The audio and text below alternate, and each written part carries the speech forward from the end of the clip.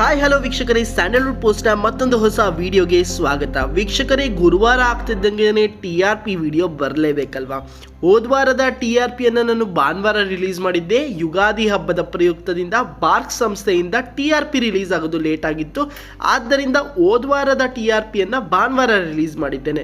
So miss ಮಾಡದೆ ಹೋದ್ವಾರದ TRP ತಿಳ್ಕೊಳ್ಳಲು ಆ video ನೋಡಿ.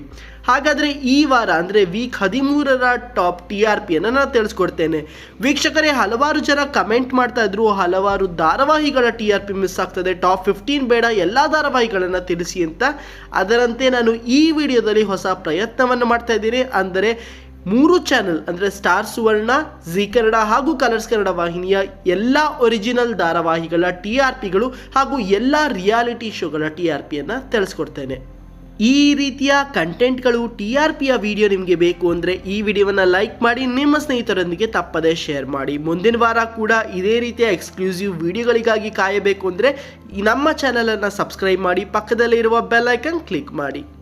ಇನ್ನು ವೀಕ್ಷಕರೇ, ಹಾಗಾದರೆ ಈ ವಾರ ಅಂದರೆ ವೀಕ್ 13ರಲ್ಲಿ ಟಾಪ್ ರಿಯಾಲಿಟಿ ಶೋಗಳು ಯಾವುದು ಅಂತ ನೋಡ್ಕೊಂಬರೋಣ. ಮೊದಲನೇದಾಗಿ ಜಿ ಕನ್ನಡ ವಾಹಿನಿಯ ಸಾರೆಗಮಪ 8.4 ರೇಟಿಂಗ್ಸನ್ನು ತೊಗೊಂಡಿದೆ ಹಾಗೂ ಜಿ ಕನ್ನಡದ ಭರ್ಜರಿ ಬ್ಯಾಚುಲರ್ 6.6 ರೇಟಿಂಗ್ಸ್ ಅಂತ ತಗೊಂಡು ಟಾಪ್ 2 ಶೋಗಳಾಗಿದೆ. ಹಾಗೂ ಕಲರ್ಸ್ ಕನ್ನಡ ವಾಹಿನಿಯಲ್ಲಿ ಬರೀ ಮಜಾ ಟಾಕೀಸ್ ಒಂದು ಪ್ರಸಾರ ಆಗಿತ್ತು, ಅದು 1.9 ರೇಟಿಂಗ್ಸನ್ನು ತೊಗೊಂಡಿದ್ರೆ ಆದರ್ಶ ದಂಪತಿಗಳು ಉದಯ ವಾಹಿನಿಯದ್ದು 1.8 ರೇಟಿಂಗ್ಸನ್ನು ತೊಗೊಂಡಿದೆ. ಇನ್ನು ಹಾಗಾದರೆ ಸ್ಟಾರ್ ಸುವರ್ಣದ ಈ ವಾರದ ರೇಟಿಂಗ್ಸ್ಗಳನ್ನು ನೋಡ್ಕೊಂಬರೋದಾದರೆ ಗೌರಿ ಶಂಕರ 1.1 ರೇಟಿಂಗ್ಸನ್ನು ತೊಗೊಂಡಿದೆ, ಶಾರದೆ 1.3 ರೇಟಿಂಗ್ಸನ್ನು ತೊಗೊಂಡಿದೆ, ಶ್ರೀದೇವಿ ಮಹಾತ್ಮೆ 2.5 ರೇಟಿಂಗ್ಸನ್ನು ತೊಗೊಂಡಿದೆ. ವೀಕ್ಷಕರೇ, ಸ್ಟಾರ್ ಸುವರ್ಣ ವಾಹಿನಿಯ ನಂಬರ್ 1 ಧಾರಾವಾಹಿಯಾಗಿ ಆಸೆ ಧಾರಾವಾಹಿ 4.6 ರೇಟಿಂಗ್ಸನ್ನು ತೊಗೊಂಡಿದೆ. ನಿನ್ನ ಜೊತೆ ನನ್ನ ಕತೆ 4.4 ರೇಟಿಂಗ್ಸನ್ನು ತೊಗೊಂಡಿದ್ರೆ ಶ್ರೀ ರೇಣುಕಾ ದೇವಿ ಯಲ್ಲಮ್ಮ ಧಾರಾವಾಹಿಯು 2.6 ರೇಟಿಂಗ್ಸನ್ನು ತೊಗೊಂಡಿದೆ. ಮತ್ತೊಂದು ಧಾರ್ಮಿಕ ಧಾರಾವಾಹಿಯಾದಂಥ ಶ್ರೀ ಯಡಿಯೂರು ಕೂಡ 2.1 ರೇಟಿಂಗ್ಸನ್ನು ತೊಗೊಂಡಿದ್ರೆ, ನಿನದೇನಾ ಕೂಡ 2.1 ರೇಟಿಂಗ್ಸ್ ತೊಗೊಂಡಿದೆ. ಅಷ್ಟೇ ಅಲ್ಲದೆ ಅವನು ಮತ್ತು ಶ್ರಾವಣಿ ಕೂಡ 2.1 ರೇಟಿಂಗ್ಸನ್ನು ತೊಗೊಂಡಿದೆ. ವೀಕ್ಷಕರೇ, ಇದು ಸ್ಟಾರ್ ಸುವರ್ಣದಾಯಿತು. ಈಗ ಜಿ ಕನ್ನಡದ ಬಗ್ಗೆ ತಿಳ್ಕೊಳ್ಳೋಣ ಬನ್ನಿ. ಇನ್ನು ವೀಕ್ಷಕರೇ, ಜಿ ಕನ್ನಡ ವಾಹಿನಿಯಲ್ಲಿ ಸೀತಾರಾಮ 2.3 ರೇಟಿಂಗ್ಸನ್ನು ತೊಗೊಂಡಿದೆ, ಶ್ರೀರಸ್ತು ಶುಭಮಸ್ತು 3 ರೇಟಿಂಗ್ಸನ್ನು ತೊಗೊಂಡಿದೆ, ಪುಟ್ಟಕ್ಕನ ಮಕ್ಕಳು 4.7 ರೇಟಿಂಗ್ಸನ್ನು ತೊಗೊಂಡಿದ್ರೆ, ಅಮೃತಧಾರೆ 6.6 ರೇಟಿಂಗ್ಸನ್ನು ತೊಗೊಂಡಿದೆ, ಅಣ್ಣಯ್ಯ 7.2 ರೇಟಿಂಗ್ಸನ್ನು ತೊಗೊಂಡಿದ್ರೆ, ಲಕ್ಷ್ಮೀ ನಿವಾಸ 8 ರೇಟಿಂಗ್ಸನ್ನು ತೊಗೊಂಡಿದೆ. ಹಾಗೂ ಜಿ ಕನ್ನಡದ ಹಾಗೂ ಕರ್ನಾಟಕದ ನಂಬರ್ 1 ಧಾರಾವಾಹಿಯಾಗಿ ಶ್ರಾವಣಿ ಸುಬ್ರಹ್ಮಣ್ಯ 8.2 ರೇಟಿಂಗ್ಸನ್ನು ತೊಗೊಂಡಿದೆ. ನಾನಿನ್ನ ಬಿಡಲಾರೆ 7.8 ರೇಟಿಂಗ್ಸನ್ನು ತೊಗೊಂಡಿದ್ರೆ, ಬ್ರಹ್ಮಗಂಟು 5.9 ರೇಟಿಂಗ್ಸನ್ನು ತಗೊಂಡಿದೆ. ವೀಕ್ಷಕರೇ, ಇದಾಗಿತ್ತು ಜಿ ಕನ್ನಡದ TRP. ಈಗ ಕಲರ್ಸ್ ಕನ್ನಡ ವಾಹಿನಿಯ TRPಯನ್ನು ನೋಡ್ಕೊಂಬರೋಣ.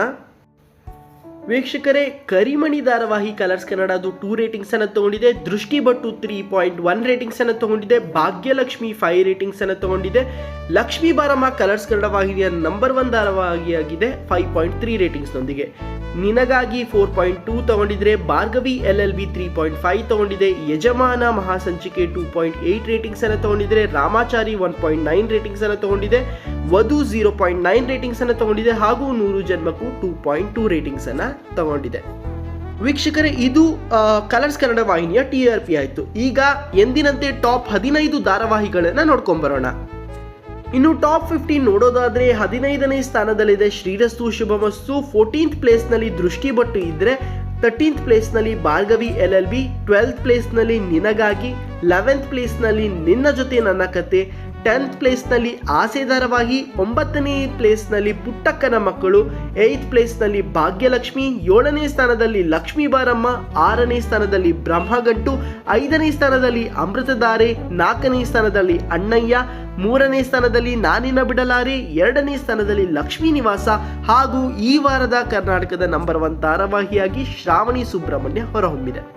ವೀಕ್ಷಕರೇ, ಈ ವಿಡಿಯೋ ನಿಮಗೆ ಇಷ್ಟ ಆಯ್ತಾ? ಈ ರೀತಿಯ ಒಂದು ಕಂಟೆಂಟ್ ಎಲ್ಲ ಧಾರಾವಾಹಿಗಳನ್ನು ಬರಬೇಕು ಅಂತ ಹೇಳಬೇಕು ನಾನು ಅಂತಂದರೆ, ಕೇವಲ 15ಗೆ ಸೀಮಿತವಾಗದೆ ಎಲ್ಲ ಧಾರಾವಾಹಿಗಳನ್ನು ತಿಳಿಸ್ಬೇಕು ಅಂದರೆ ಈ ವಿಡಿಯೋವನ್ನು ಲೈಕ್ ಮಾಡಿ, ನಿಮ್ಮ ಸ್ನೇಹಿತರೊಂದಿಗೆ ಶೇರ್ ಮಾಡಿ.